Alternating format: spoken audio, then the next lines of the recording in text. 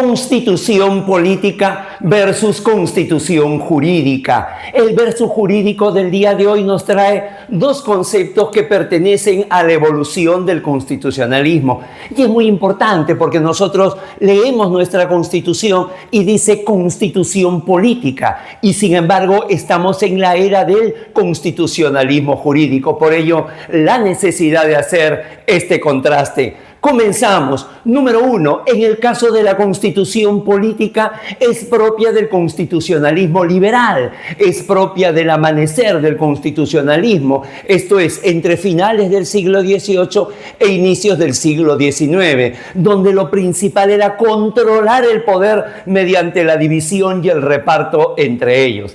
En cambio, cuando nosotros hablamos de una constitución jurídica, estamos hablando del constitucionalismo axiológico, esto es, del constitucionalismo que más bien aparece en la segunda mitad del siglo XX, en la segunda posguerra, caracterizada principalmente porque van a traer un catálogo de derechos fundamentales, además de sus mecanismos de protección y el instar para que el Estado logre su eficacia. Número 2, el mejor ejemplo de una constitución política es la Constitución de Estados Unidos de 1787.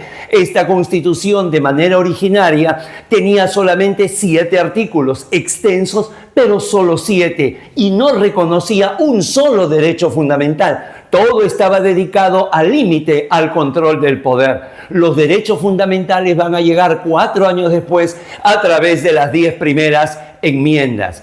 En cambio, el mejor ejemplo de la constitución jurídica son justamente las constituciones de la posguerra. La Constitución italiana de 1947, que entra en vigencia el 48, la Constitución alemana o Ley Fundamental de Bonn del año de 1949, la Constitución portuguesa de 1976, la española de 1978 y aquí en América Latina, la Constitución brasileña, por ejemplo, tiene en su artículo 5 una lista de 7 decenas de derechos fundamentales. Está la colombiana, la paraguaya, la actual peruana, etc.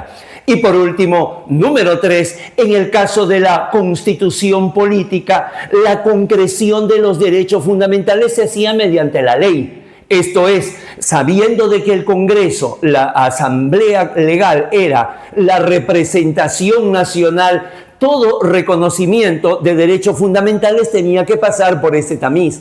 En cambio, en las hoy día denominadas constituciones jurídicas, basta la enunciación del derecho fundamental y hasta tienen cláusulas de derechos fundamentales implícitos, es decir, la concreción del derecho fundamental es de una manera inmediata, es de una manera automática. Si bien es cierto, es mucho mejor que se desarrolle con una ley, también puede prescindir de ella.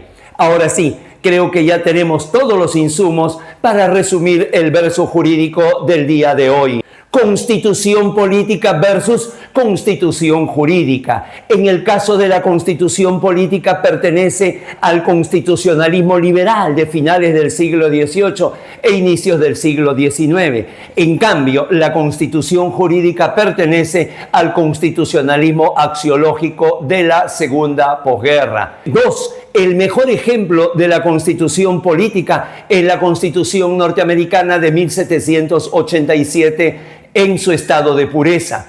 En cambio, los ejemplos de la constitución jurídica son todos aquellos que vienen en Europa luego de la Segunda Guerra Mundial: Italia, Alemania, Portugal, España y las más recientes constituciones latinoamericanas. Y por último, número 3, en la constitución política, generalmente para que se concreten los derechos fundamentales, necesariamente se hace a través de una ley. En una constitución jurídica, la concreción de los derechos fundamentales puede prescindir de la ley. En rigor de verdad, el día de hoy no existe una constitución política en puridad ni una constitución jurídica en puridad. Lo que existe siempre va a ser un sincretismo, siempre va a ser una simbiosis, siempre va a ser una mixtura. Claro, siempre para estos tiempos con un mayor con un mayor peso en la constitución jurídica.